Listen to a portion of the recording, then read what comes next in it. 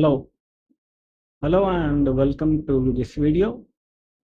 We have covered a significant portion of Rust language, and now we are going to touch another smart pointer.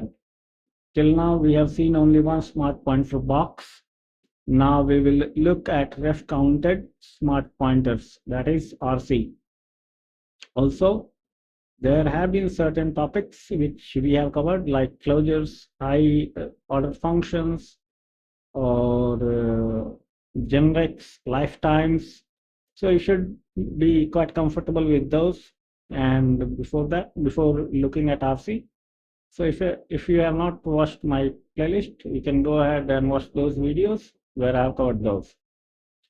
So what is the need of RC?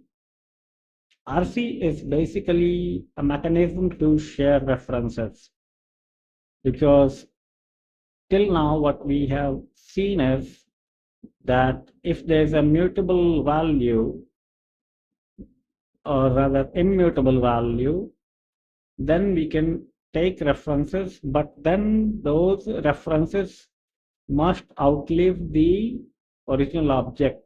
This we discussed in lifetime problem. So the solution is to have multiple references possible. That is what RC gives us. Now, the second thing is that these references are counted at runtime. The other thing is that if you want to mutate the value inside the smart pointer, then you need to make use of Refcell. And Refcell will allow you to take mutable borrow of the value inside it. You can't do that only with RC. So you create an RC object of Refcell which will wrap the actual object. And then you can either borrow it or borrow it mutably and modify the value contained inside RC inside Refcell. Also, like RC, Refcell borrows are counted at, or rather, the references are counted at runtime. There are two problems with RC and Refcell. One is that cyclic references can happen. For example, in a doubly linked list or in a graph, two nodes can contain references of each other. So that will create a cyclic reference, and those values can never be dropped. The second problem we will see later. Okay. The problem is, rather I will tell you, example I will show you later. The problem is these checks are at runtime. So now Rust is more like C++ or C, because the program can panic. The compiler's guarantees which we have do not exist any longer. There are good solutions, however.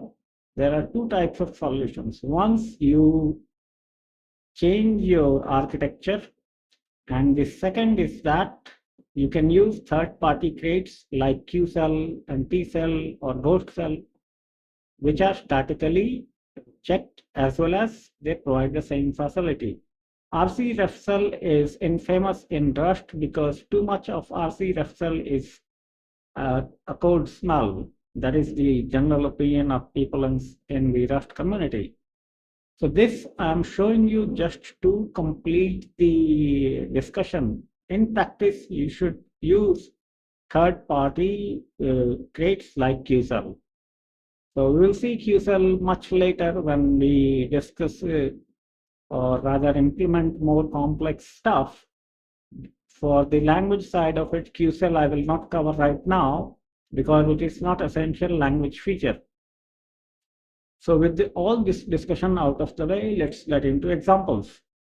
So to use RC, you use this crate std_rc_rc, and in the example, it is from Rust by example. So RC examples is a string whose value is RC examples.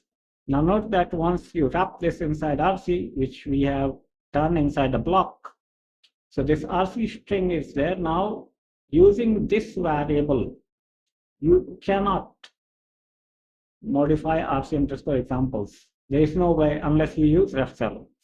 So at this moment, RC examples would be moved inside RC underscore A. You cannot use RC examples anymore. It will give you a compilation problem.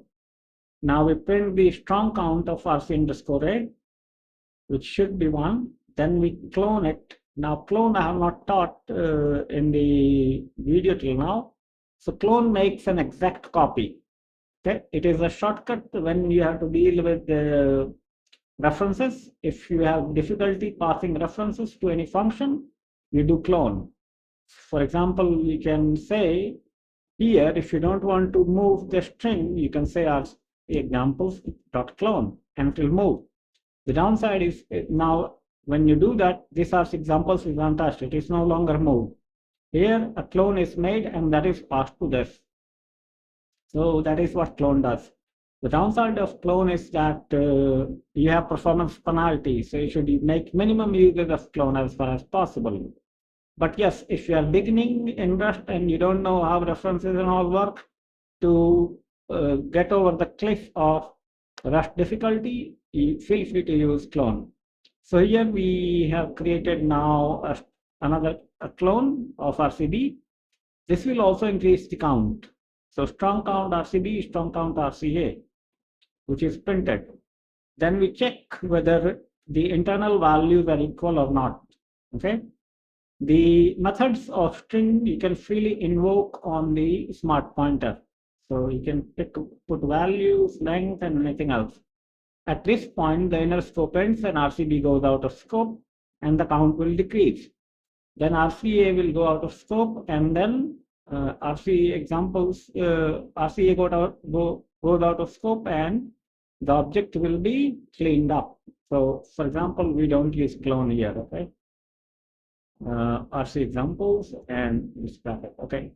Now we see it in practice cargo space run, and there we have.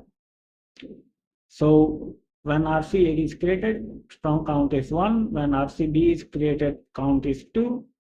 And RCA, RCB are equal. Length is 11 for each. Value is RC space examples. RCB moves out of scope. Now I'll show you the clone thing. Okay, we clone it, and then at the end, the example from Rust by example, it says that RC examples already moved to RCA, so we can print this now, okay? Because clone, we did cloning, so the actual object was not moved. So that is the way you can, it says that it will not compile in the original form of the example of Rust by example, but if you do clone it, it will work. So the fix to this is cloning the string. Now we look at Refcell. So Refcell syntax is similar to RC. The two main functions which you need is you dereference the object of Refcell and call borrow mut, and or you can call borrow and put it in a reference. So that is the simple example we have, and let's run this. Okay, cd.rc2 and we say cargo run. Now, as I said, in practice, where would you use it? So in practice, you would use in data structures. For example, this one is a binary tree, okay, or rather multi-emery tree it is, okay, not binary tree. So Refcell is not inside RC, it is inside cell. We have a structure node which contains an integer value, and we have a children. It can have multiple children because it is of type vec. And each child will be, or rather each vector will contain the node type children, which are wrapped inside Refcell and RC. So we create a child 1, and the syntax is RC new, Refcell new, node. And then we put value 2, and children is equal to an empty vector. Similarly, child 2 is same, value is 3. Then we have root. Inside root, children are made using RC clone, and the value is 1. Now this is where it is interesting. RC Refcell allows you mutability, interior mutability pattern it is called. interior mutability pattern, because the actual node is inside Refcell, which is inside RC.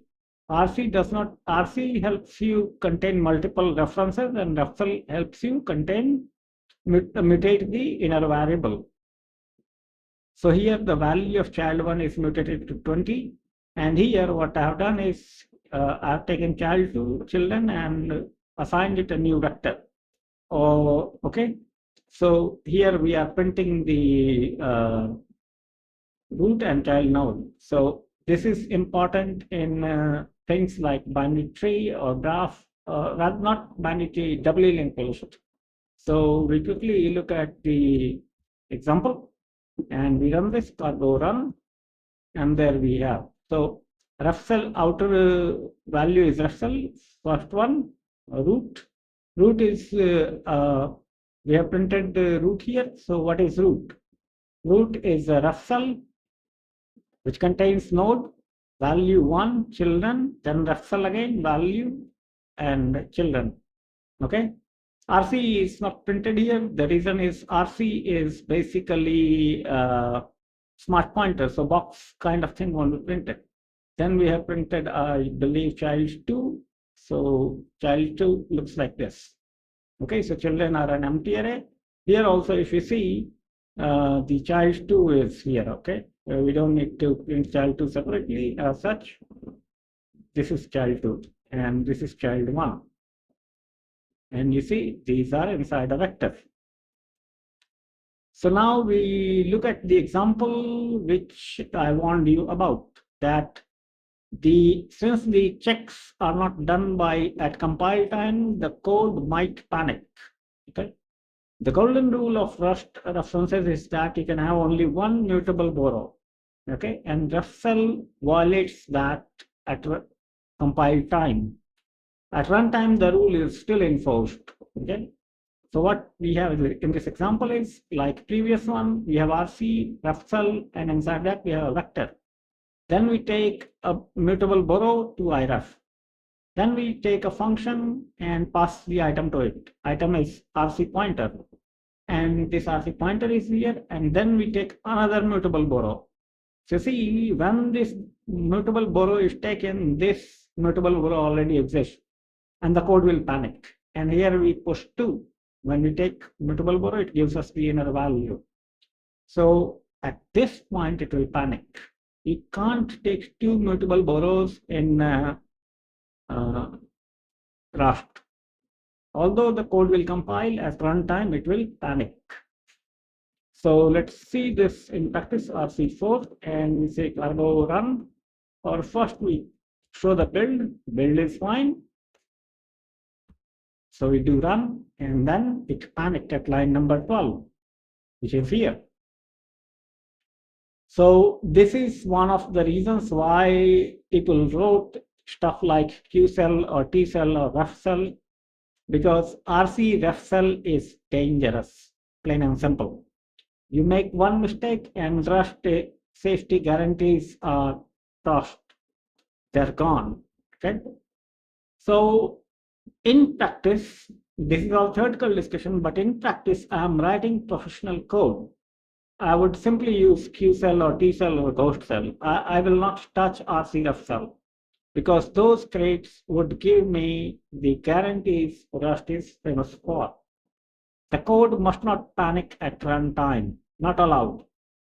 Okay, and I think that's it. And in tomorrow's video, I will cover probably 2 important, not data structures. We should go, I'm not sure. Okay, I will have to make up my mind and I will let you know. So please wait for the next video, which will come tomorrow. And I will end this video here. I thank you for watching the video and hope that you have enjoyed. So we meet again after 4 days. This time video was late, so apologize for that. So we'll meet after 4 days with another Rust video. Till then, I'll bid you farewell and I'll see you in the next one. And thank you again for watching the video. Enjoy.